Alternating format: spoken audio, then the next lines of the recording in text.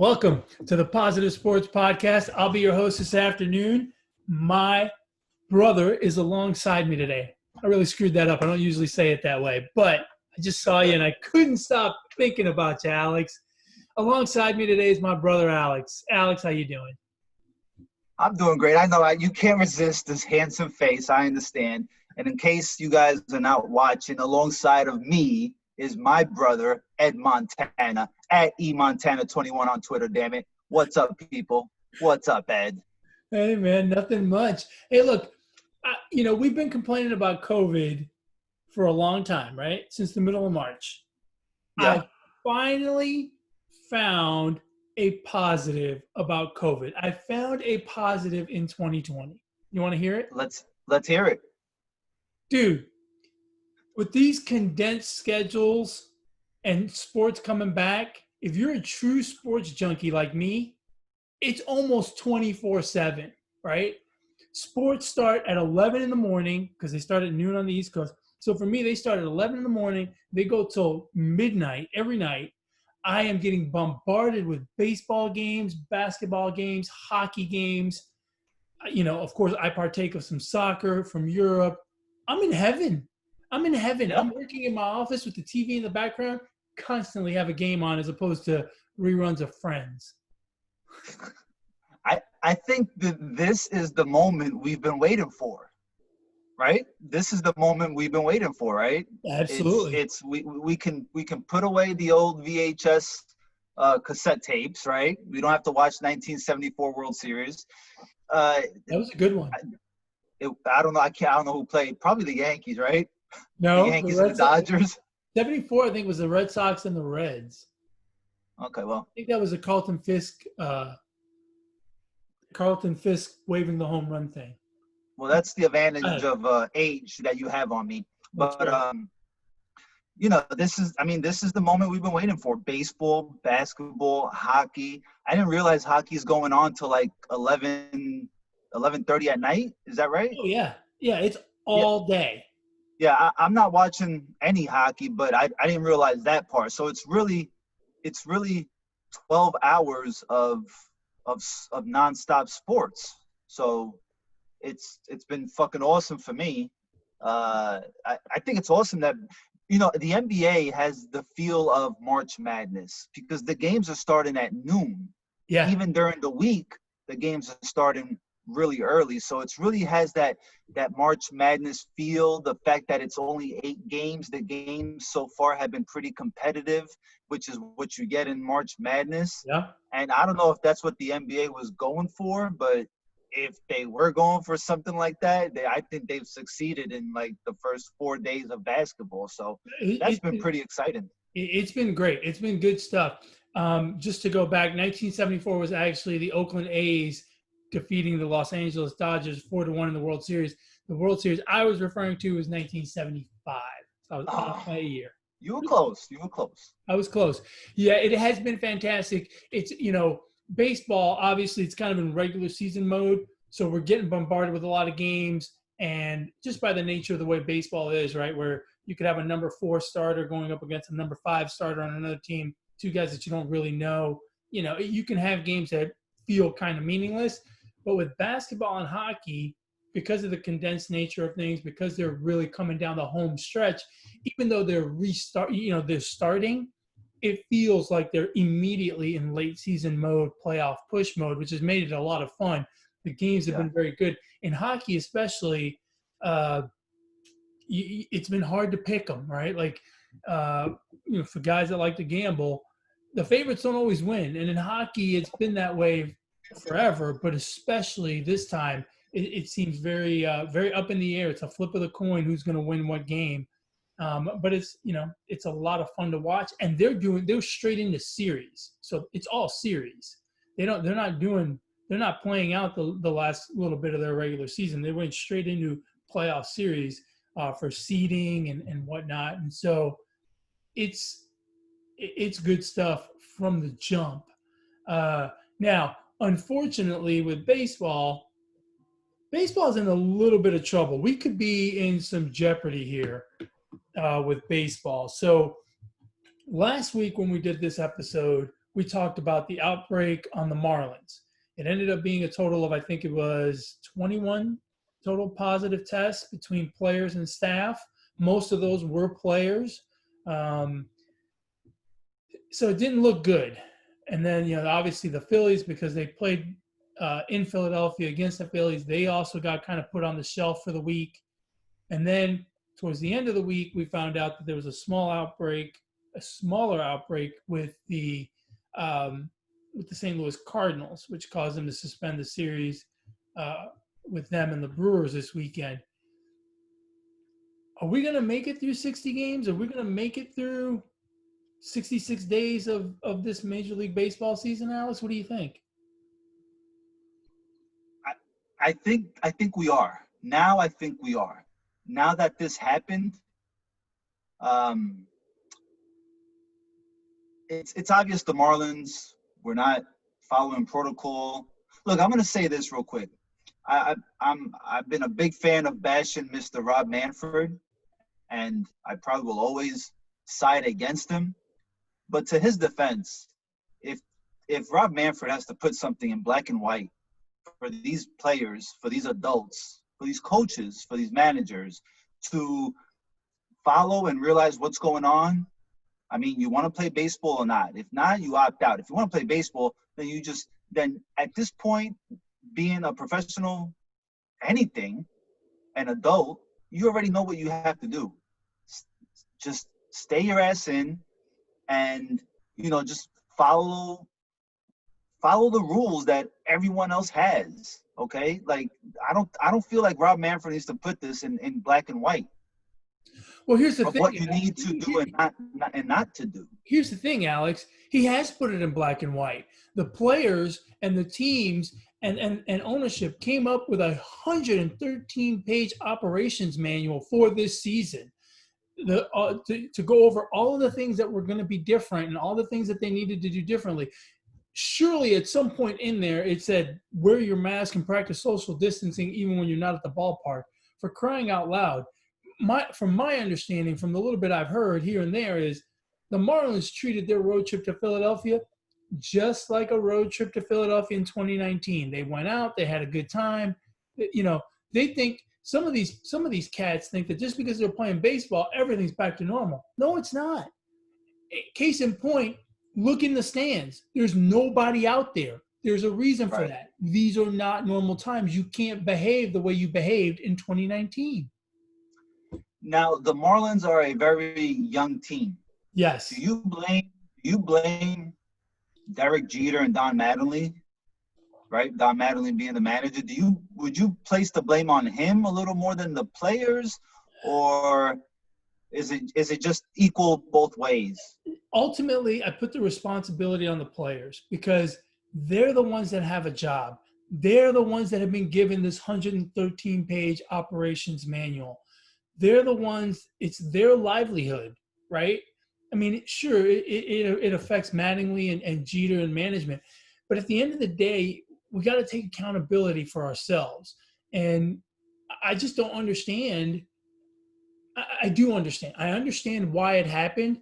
I just don't understand how they couldn't control themselves, especially when we're talking about a week into the season.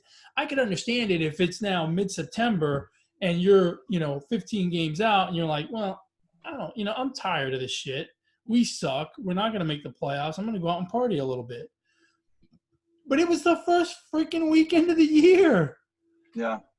I mean, to me, it's just unconscionable. And you know what? I hate to say this, right? Because this is obviously not a political podcast, but this is part of the problem in our country is we don't have enough love and care for our fellow man in this country. So what these guys did and what a lot of people are doing is, hey, look, I don't give a shit. Don't tell me to wear a mask because I don't have to wear a mask. But, I'm going to do what I want to do. Look, man, these are unprecedented times. Take care of yourselves and take care of the people around you. Be conscious enough to understand that your actions will have a trickle-down effect to a lot of people, be it financially, economically, or health-wise, right? Yeah.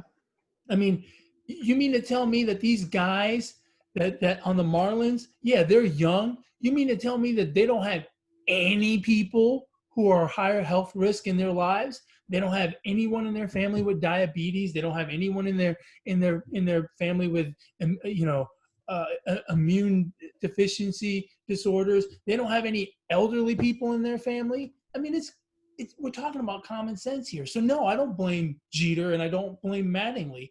These guys have heard. Look, this COVID thing is not new. It's been around for a bit now. We've been talking about it for 4 months. They know what the dangers are. They come from fucking Florida. They've had a whole shit ton of problems down there. Yeah. Figure it out, bro. Figure it out. Yeah. To your original question, though, yeah. Now I feel comfortable saying, for some odd reason, that this baseball season is going to finish out. I think there are some dicey situations with it, right? It's possible. I'm looking at the standings right now, and in the NL East, for example, you've got the Braves at 7-3 in first place, and only a game and a half behind are the Marlins at 2-1. So it looks strange. I wonder if a second outbreak on the same team, i.e. the Marlins, right? At some point, I think those teams may find themselves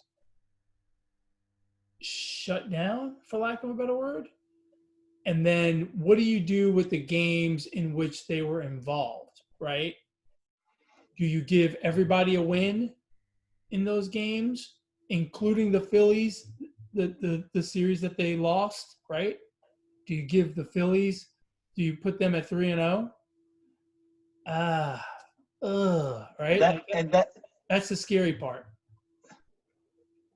It's not a scary part for me. It's more of a if that happens, if the Marlins catch a second outbreak or the Cardinals do, and they have to, delete them from the rest of the season, then you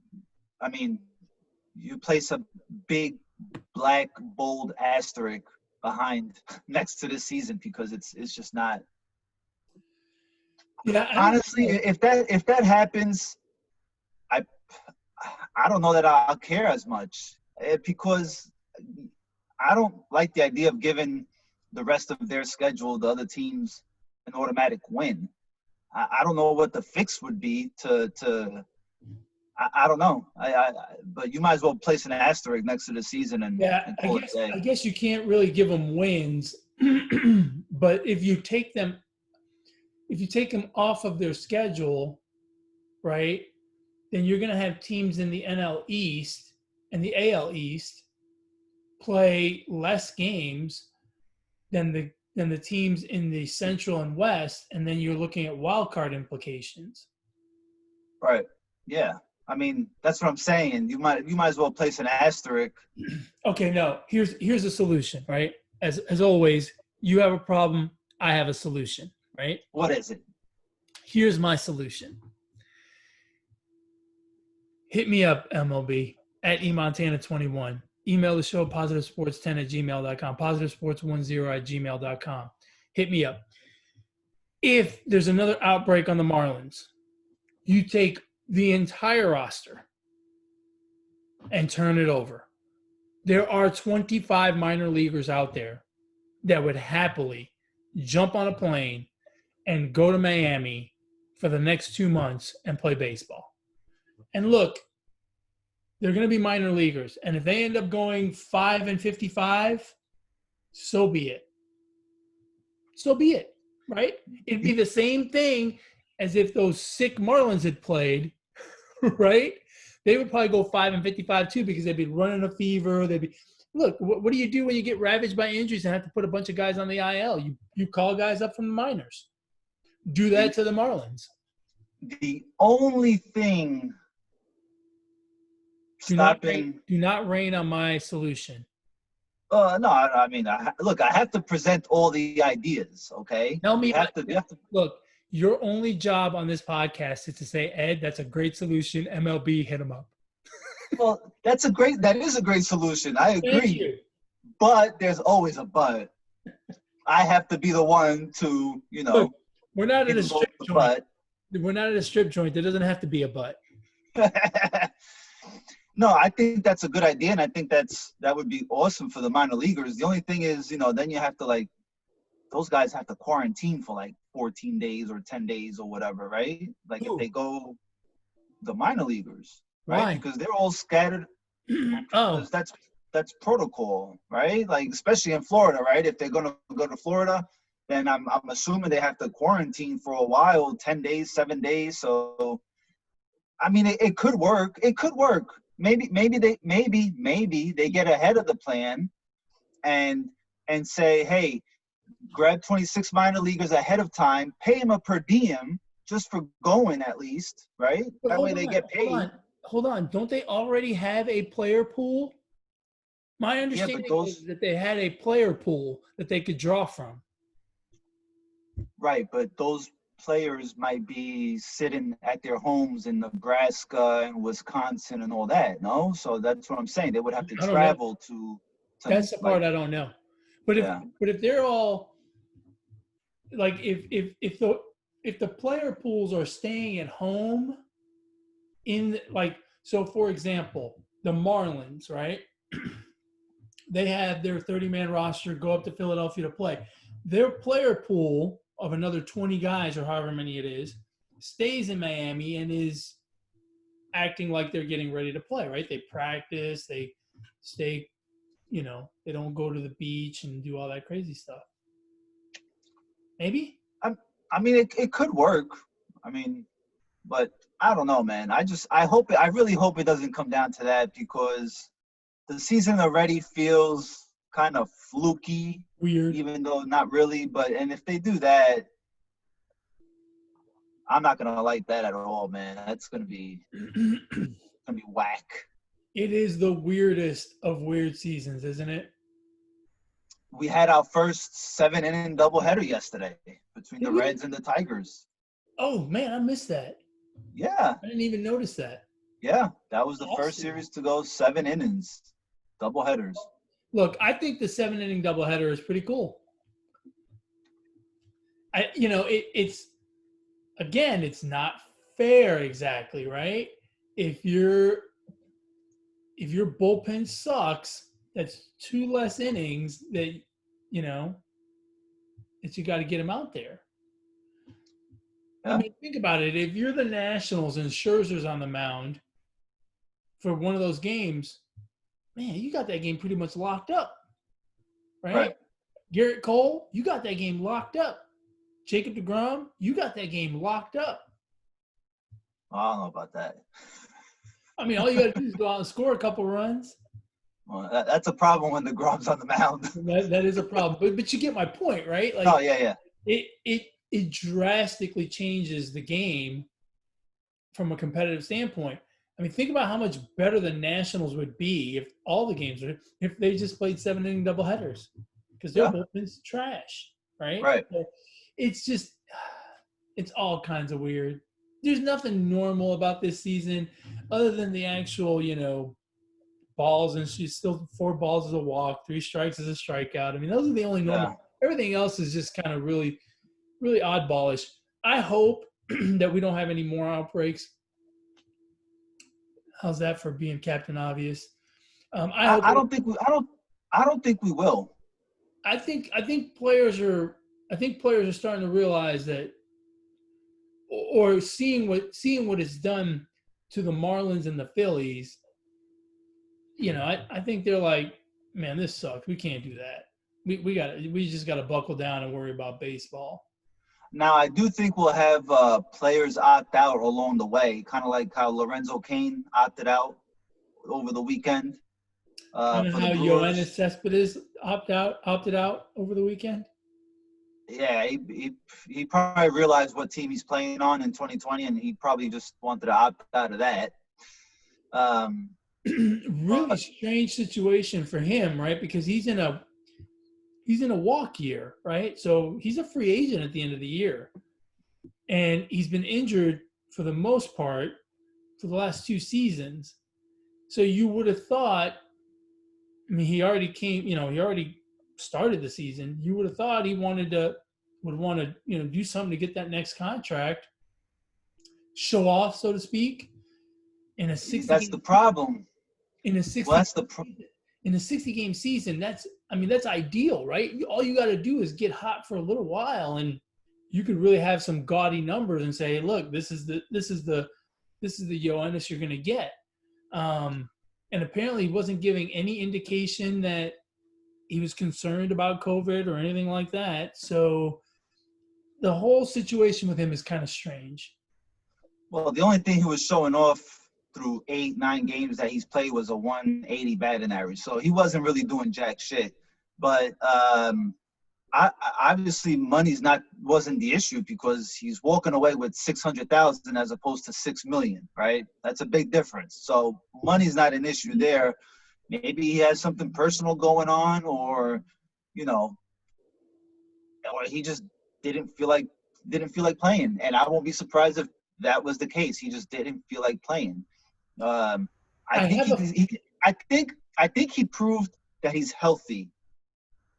And he's better suited for I guess it won't matter if the DH continues next year in the National League, right? But he's better suited for a DH position, right? So I think he still gets a contract. Not a big contract, but I think he could still get like a 2-year, $12 million contract. You know what I mean? Yeah, but I feel like he hurt his bargaining power. The way it happened. And I think the Mets kind of sold him down the river, right? Because it's kind of strange that they would put out the statement that they put out without having talked to his agent. Like, I understand he didn't show up and he didn't call, but surely the first thing you do is you try to hunt him down, right? Figure out what the hell's going on. And part of that process would be calling his agent or his manager or his family, right? In case, call the person on his job application that he put down for in case of emergency. I mean, right, yeah. Just put out a statement that, he didn't show, he didn't call. We don't know where he is. What? That's kind of strange. Yeah, well, it's the Mets, and they're not ran very well.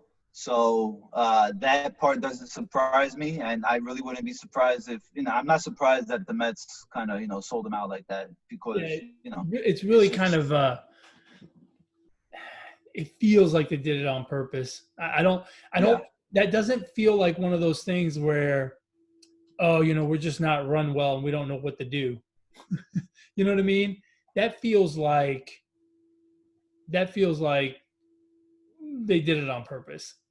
Well, that's what I mean by they're not ran well. It's just not a ran well organization. From ownership to general manager, it's not a professional organization. You know what I mean? So that's what I'm saying. It doesn't surprise me that they did that. They need to overhaul that whole thing. They need to overhaul the whole thing. Man, wouldn't it suck?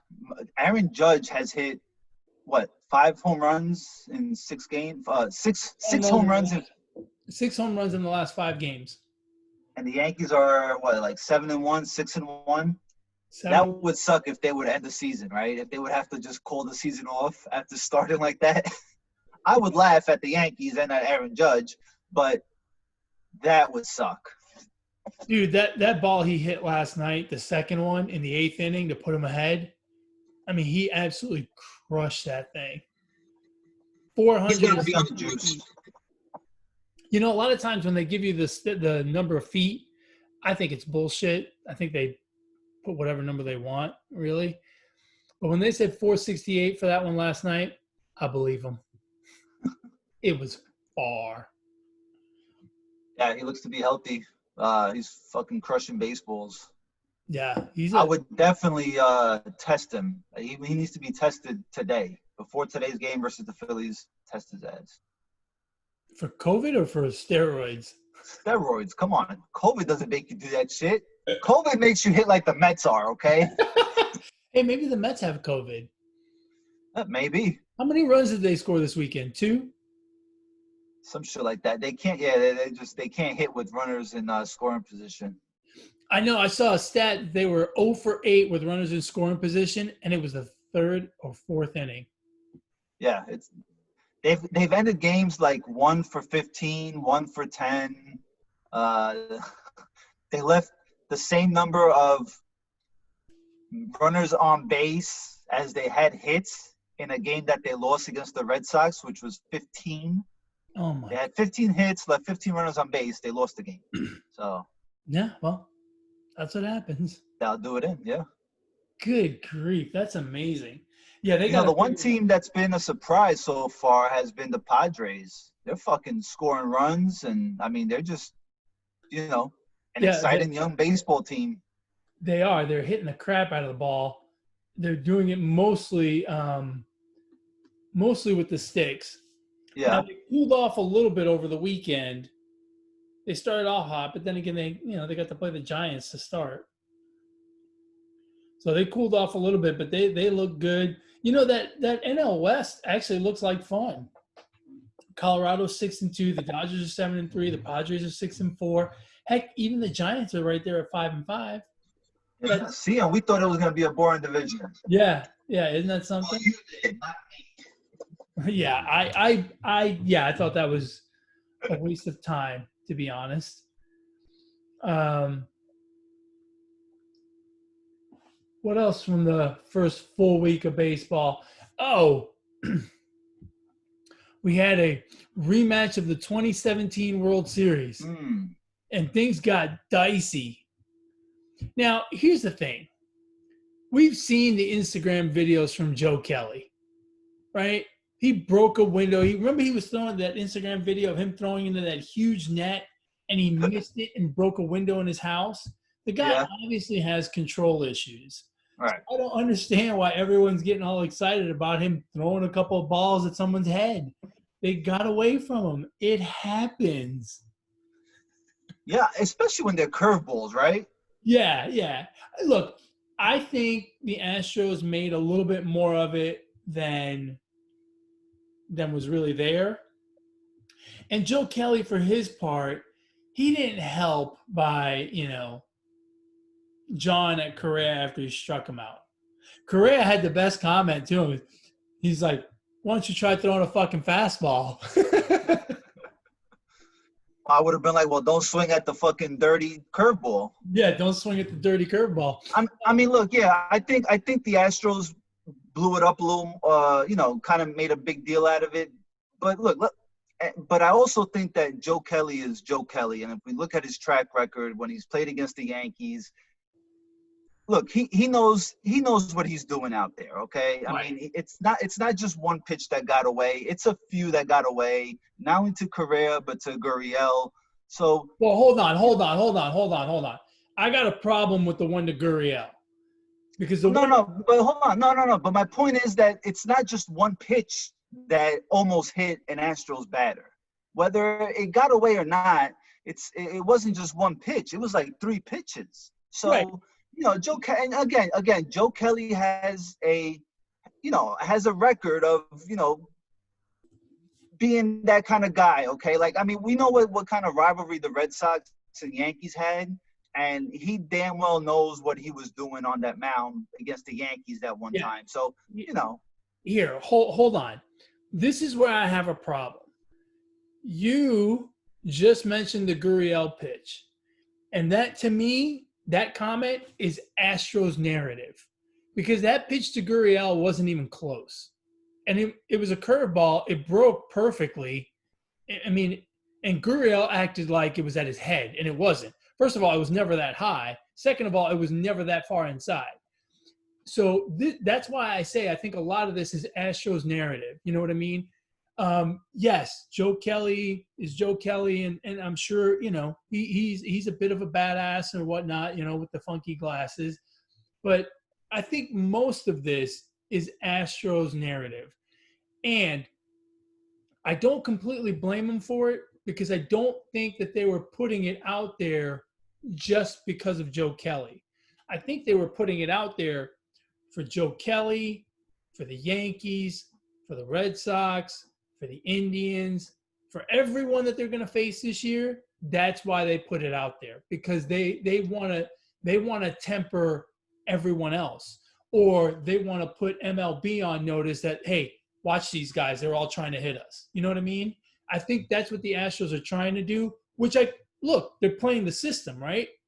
I don't fault them for it, but I'm also not going to be foolish enough to believe it.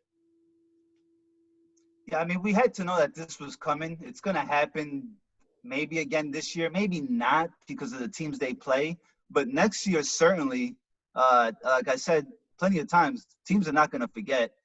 And baseball didn't really help the situation either by suspending him for 8 games and then David Roberts. I think that's just Major League Baseball wanting to minimize damage for the rest of the season. Like, even if they deem that it's not intentional, they still want to make that statement.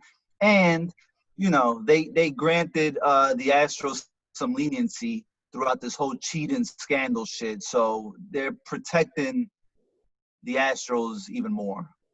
Did you notice that Dusty Baker got fined? I think Dusty Baker got fined in the whole thing. And I think he got fined because he went out to argue with the umpires, right? So the whole skirmish happens at the end of that inning. I think it was the 7th inning. That whole skirmish happens, and, you know, both benches come out and blah, blah, blah. And the umpires, you know, issue the warning to both sides, and they say, knock it off. And Dusty Baker gets pissed, right? He's like, well, wait a minute. You know, you're issuing a warning, and now you're putting my pitchers behind the 8 ball, and their pitcher already threw at our guy twice, right? And so he comes out and he starts arguing with them, no mask. So I think that's why MLB fined him. Is that why? Did they even say why? No, they didn't say why, but I think that's it. Why else? I mean, he didn't get thrown out. He didn't argue. It's not like he was kicking dirt on home plate and all that other shit. I mean, he just came out and argued a little bit, and that was the end of that. Huh. Let's see if I can find it here. Why they suspended Mr. Baker? No, they didn't suspend him. They fined him. I mean, fined him. I'm sorry. Huh. Well. And here's the other thing. I think they got to cut it out with this stupid warning thing.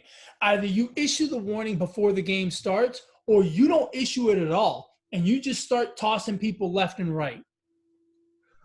Well, because I think if you issue a warning before the game, then any pitch that gets away, then you have no choice but to throw the guy out. And I don't think that's fair, especially if, yeah. That's fine though, but then both sides are on a level playing field, right? They haven't hit anybody, right? They both run the same risk pitching inside, right? But when you do it the way they did it in that Dodgers-Astros game, the Astros are like, well, what the fuck? We took 2 beam balls, they missed, but we took 2 balls thrown at us. And now you issue the warning, we can't retaliate. And so I say either issue the warning before the game or don't issue the warning at all. And then when the second guy throws, if you want to toss him, you toss him. But, I mean, you can't – it takes – all you're doing by doing that is encouraging the Astros to throw at the Dodgers on the first pitch the next game. That's all you're doing. Yeah. That's all you're doing because they're not going to forget. So either you let them police themselves and throw these inside pitches and whatnot. Because, look, if you know how it is, the clubhouse will police itself.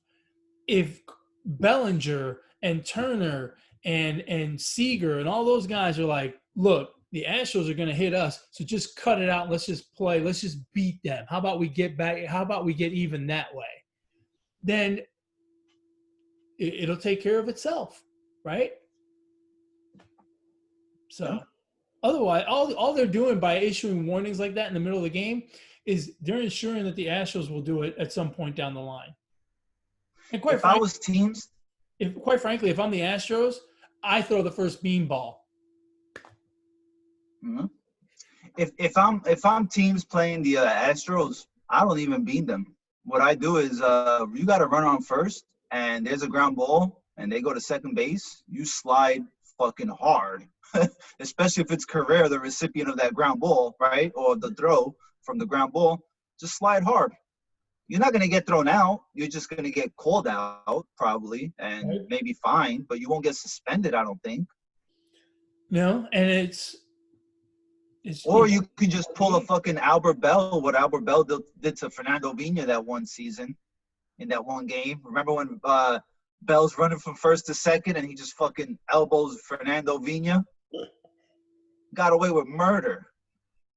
Yeah, look, I think, and obviously it's different now because the season is as weird as it is.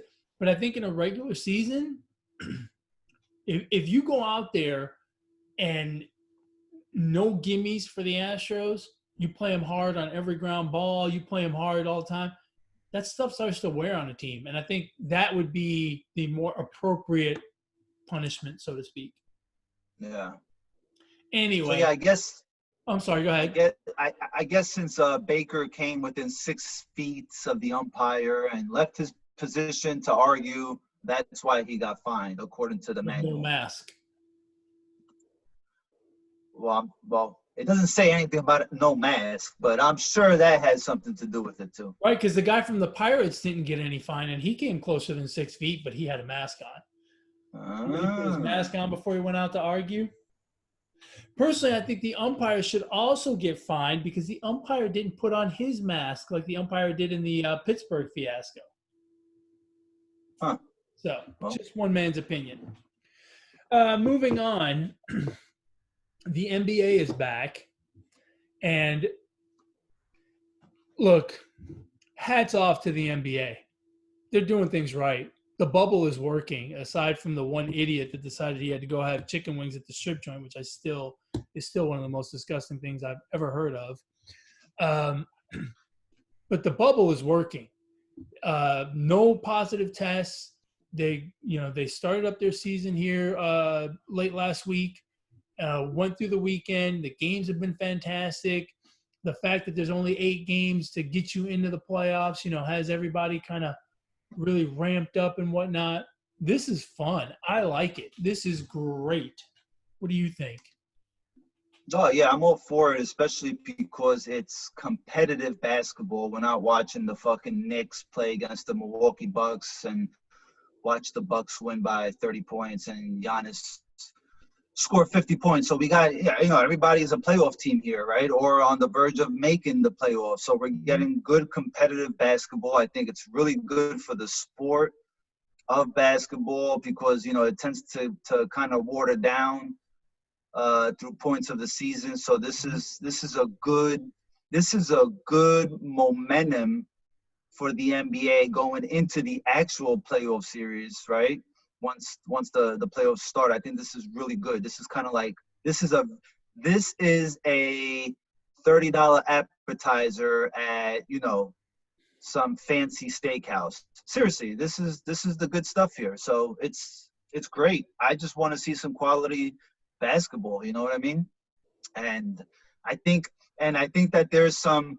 The seeding matters, but it doesn't matter as much because there's no home court advantage.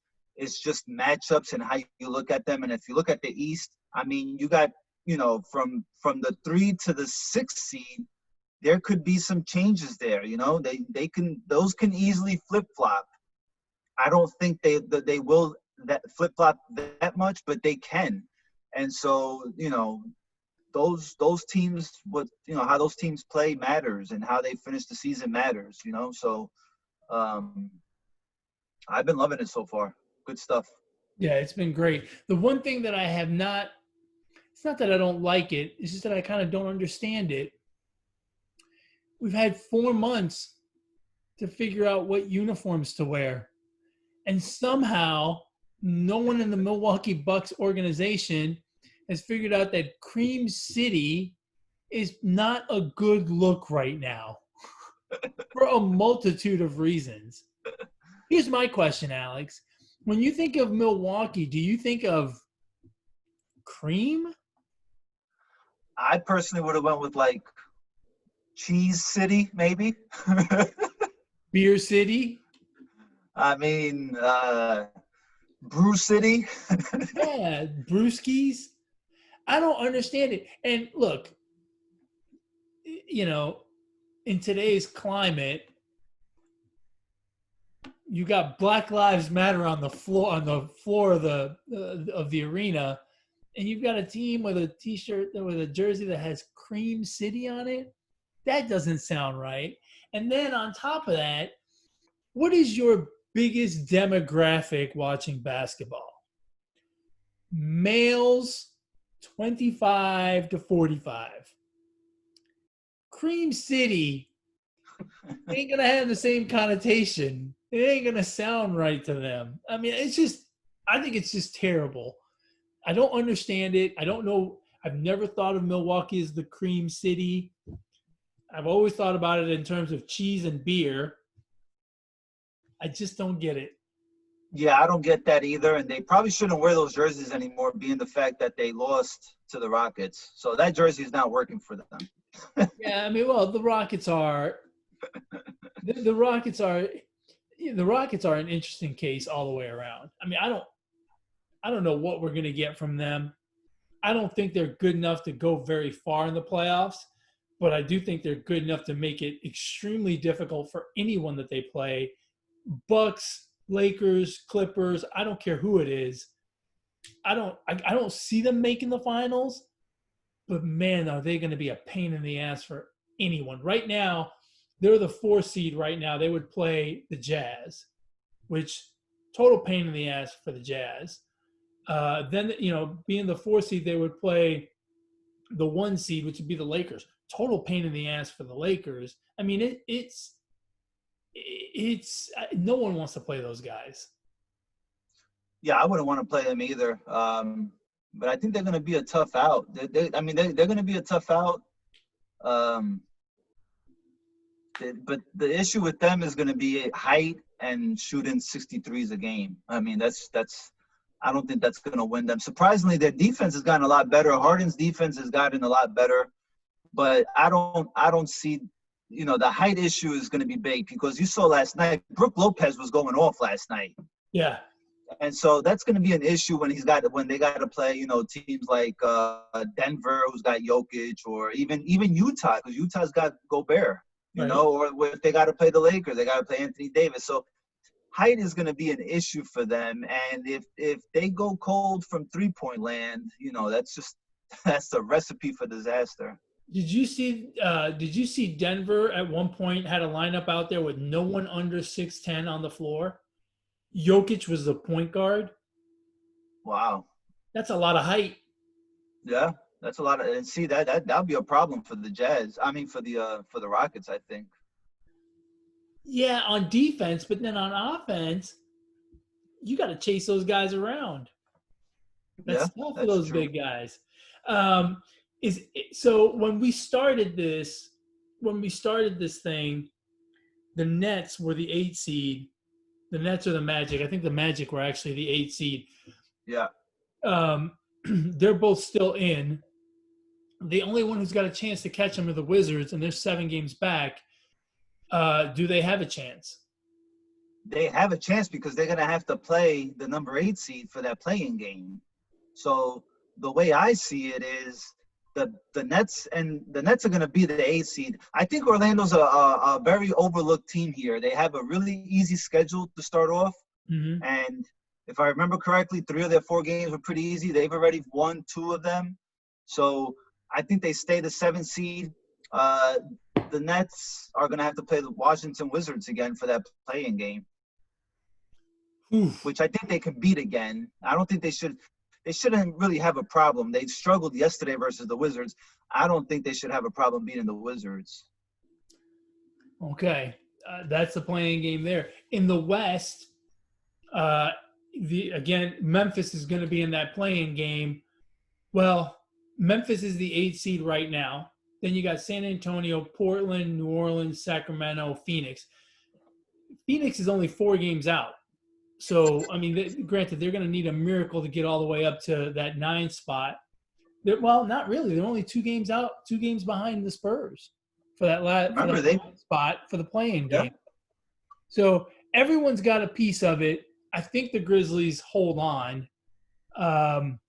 Which one of those teams behind them is going to be in that playing game? I mean, it should be the Trailblazers because I think they have a pretty decent team. Yeah. They got Nurkic back from injury. They got Melo slimmed down. He had a game-winning shot, right? The first day of basketball.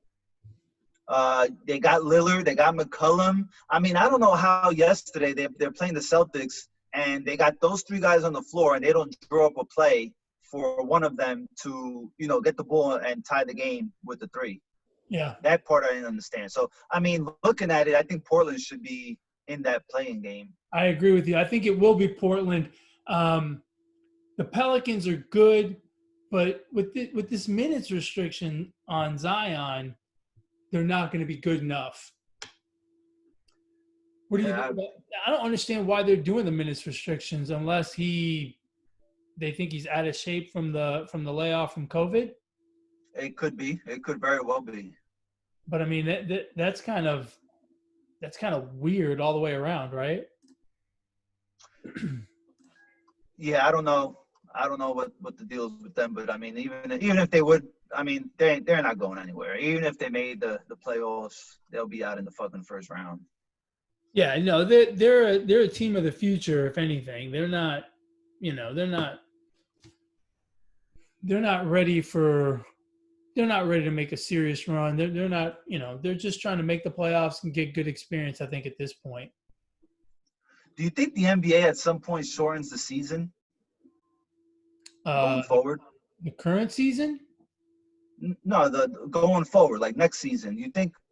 Yeah, I think there's a chance they'll cut some games out of that schedule because it's going to be either a really compressed off season for these guys that are playing in the bubble, or it's going to be really long, because they're going to start around Christmas, right? Which means they're going to go until July next year. And I don't think they want to do that. I don't think they want to go that route.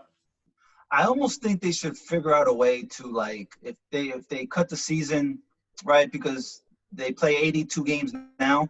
Mm-hmm. Let's say they cut the season to 60 games or something like that, 65 games. Wouldn't it be a good idea maybe to have the teams that are mathematically eliminated from the playoffs do like a tournament for them, for the bad teams, right? For the teams that are eliminated for that number 1 seed so that the games matter and they're still playing competitive basketball. And then you can start with the playoff teams and maybe reseed, right? So maybe do like a 72-game season, and then the next 10 games are for like reseeding purposes with the teams that are on the verge of making the playoffs. And then the teams that are eliminated, you do like a tournament for them, and they battle it out for the draft positions. So hold on. So let me see if I hear you right. Do a 72-game season, top 8 in each conference go to the playoffs. Right. Then the remaining, how many teams is it?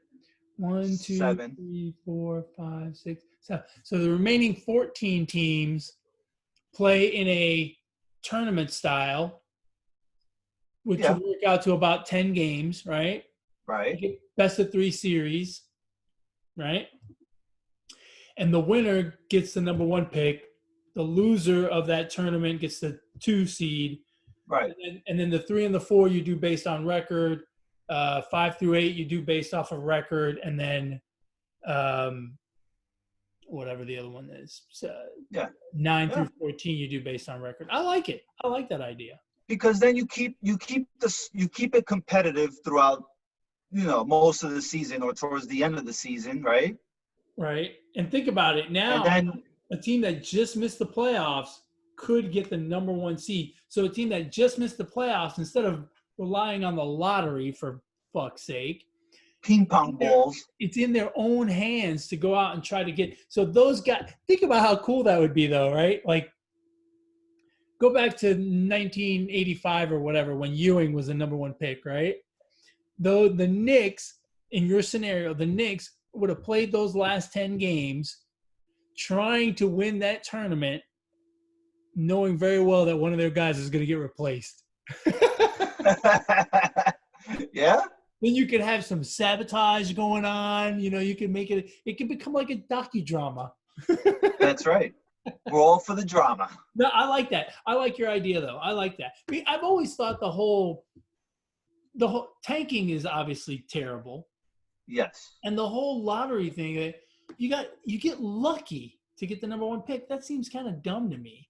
And sure, it's weighted for the teams that suck more, but by doing that, essentially you're still encouraging them to suck. Right. So the whole tanking thing still applies. I like it. And it'll be competitive basketball for the worst teams in the league, and then teams get to see what they really have, right? They're actually playing for something. Yeah, no, I like it. I mean, at NBA, hit us up. Where do they hit you up for this great idea, Alex? Oh, on Twitter at Brooklyn Gaucho 1. Or they can email the show, positivesports10@gmail.com, positivesports10@gmail.com. MLB, I had a great idea earlier in the show. If you want to hear it, hit me up on Twitter as well, eMontana21. You got anything else, buddy? I guess we'll wrap this one up. It's time to wrap up another one. Hey, I know you watched the Formula One race yesterday, right? Yes. Okay. Lewis Hamilton is my new favorite driver because we've seen what I do to tires sometimes. That man won on a flat yesterday. That was fucking amazing. That they should play that race over and over again because the last 5 laps of that race were fantastic. Dude driving that was a pretty crazy ending to that race. Yeah, I liked it. I really enjoyed it. And it kind of reminded me of me. You've seen what I've done. You should retweet your picture of the tire, which you were riding on for like months and months. Oh no, I wasn't. Just the last week, because if it was that bad for months and months, I'd be dead. Yeah, I mean, I was impressed, Lewis, but been there, done that, bro. All righty, my man. A pleasure doing another episode of the Positive Sports Podcast with you. As always, folks, you can catch us on YouTube if you want to see our smiling faces, or you can listen to us on Podbean, iTunes, Google Play, whatever podcast platform you choose to use. As always, we appreciate your subscription to our channel, your likes, your comments. We love it all. Huh? Subscriptions. Hit the subscribe button, damn it. That's what I meant to say.